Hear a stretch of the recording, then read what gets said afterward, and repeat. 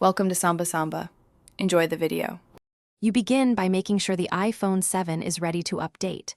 Plug into power or confirm 50% plus battery so the process won't stop. This prevents corruption. Once plugged in, back up now to iCloud or to your computer with iTunes because updates can fail and you want a safe restore.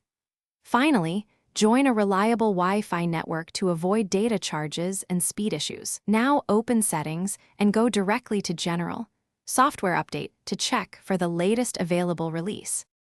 You tap Download and Install, and if asked, enter your passcode to authorize. During the download, watch the percent and time remaining. Large updates can take several minutes to half an hour depending on Wi-Fi speed.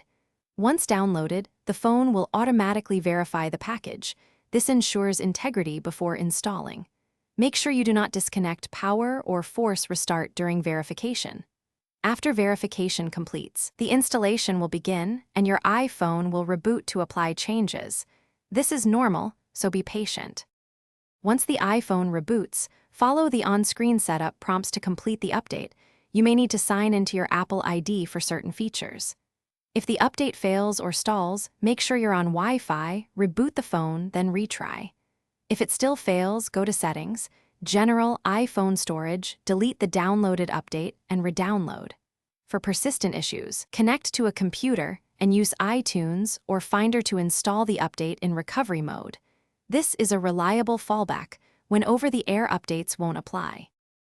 Thanks for watching. Consider subscribing if we helped you.